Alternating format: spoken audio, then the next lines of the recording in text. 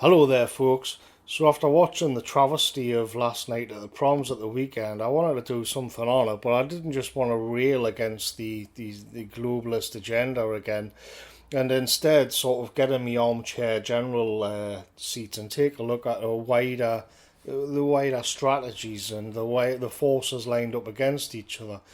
And this map of the Peloponnesian War I've had stashed away for quite some time, waiting, because I do think it's interesting, and it's been kind of waiting to be used for something, and I think this is the perfect opportunity.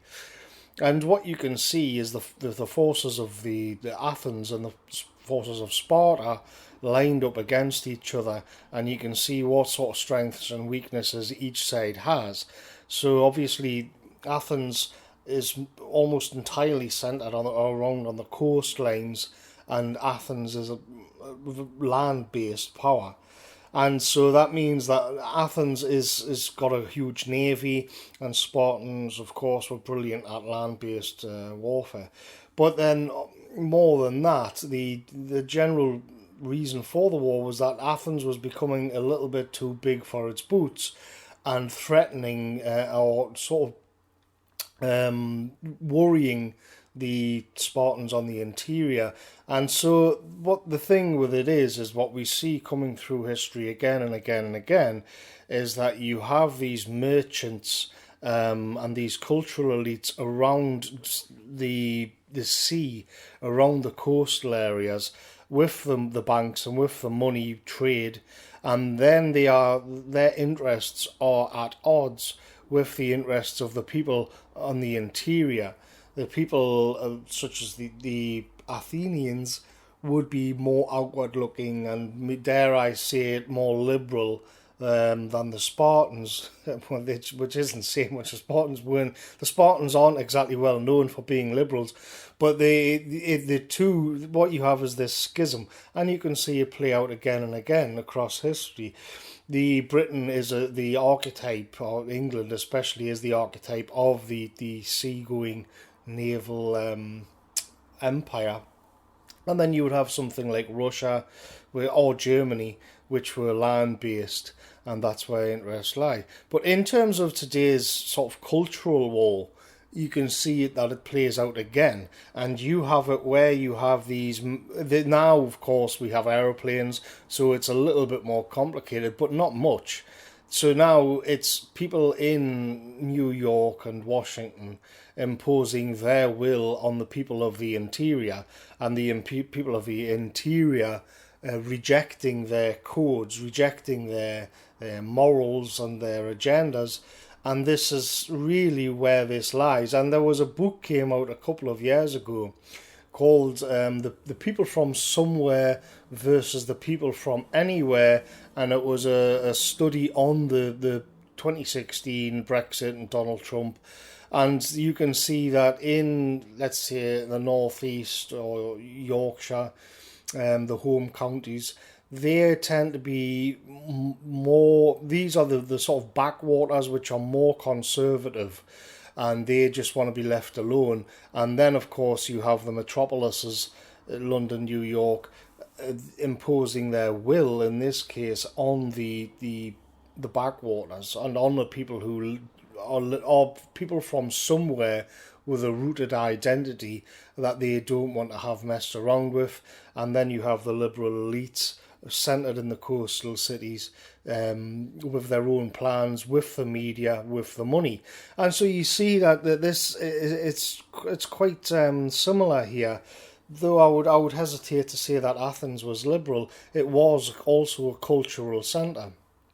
But more importantly than that is that when I would say something like mass immigration is essentially an attempt to make everybody everywhere somebody from nowhere, so that rootedness is being erased via the multicultural experiment, where everybody is then be in a position where they can all be shipped around for the interests, once again, of the merchants and the moneyed classes, which again are centered around the coastal cities. So what we saw in last night of the Proms is that the periphery, the liberal elites came and then imposed themselves and their flag and their politics and their ideology on Last Night of the Proms. Now, Last Night of the Proms would have been seen, was certainly seen as something traditional and conservative, and mainly for the entertainment of people who were out in the shires and who did have a more conservative outlook on life. And so what happened at the weekend was that it was a big victory for the metropolitan types, who then imposed that on.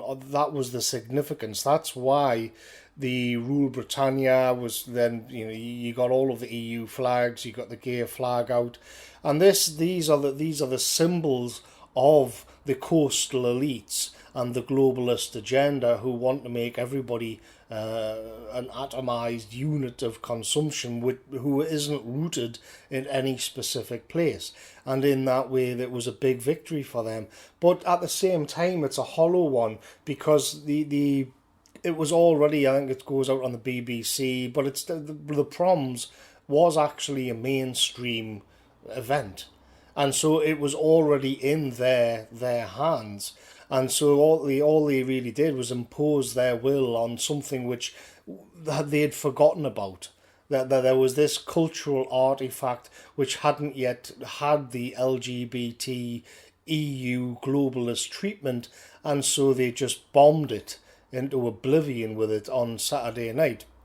And of course, a lot of people will have seen it in those terms as well. That's exactly what it was. It was a victory parade for the people from nowhere or anywhere, as the case may be.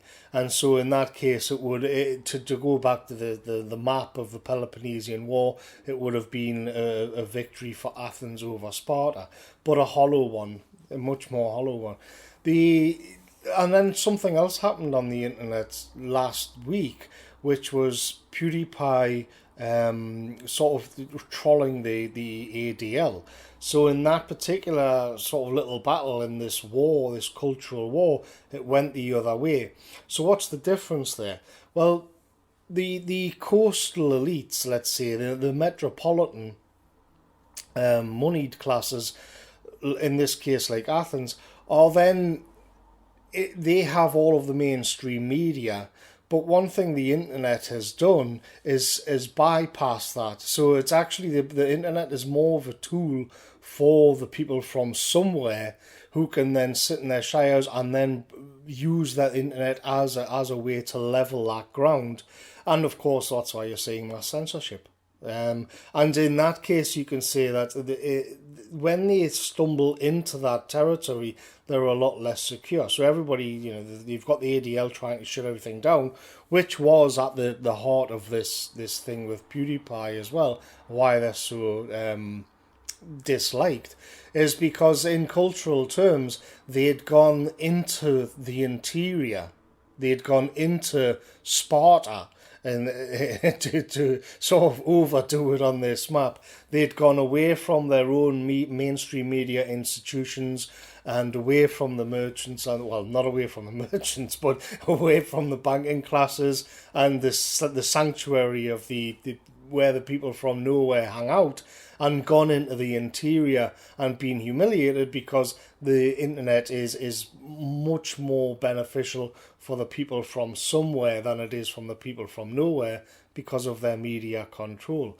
But this thing is very interesting, and it has played out over and over again throughout history.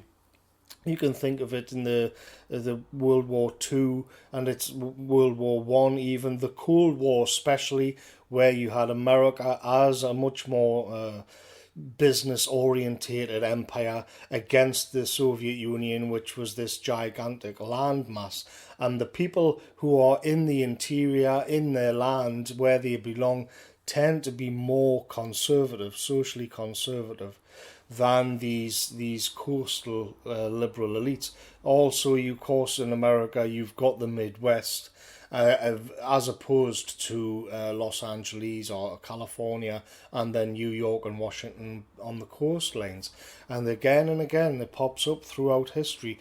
But you can see that why they dislike the internet is because it levels the playing field in terms of ideology and arguments. Because if we didn't have the internet, there'd be they would have an absolute monopoly on the information and on spreading ideas.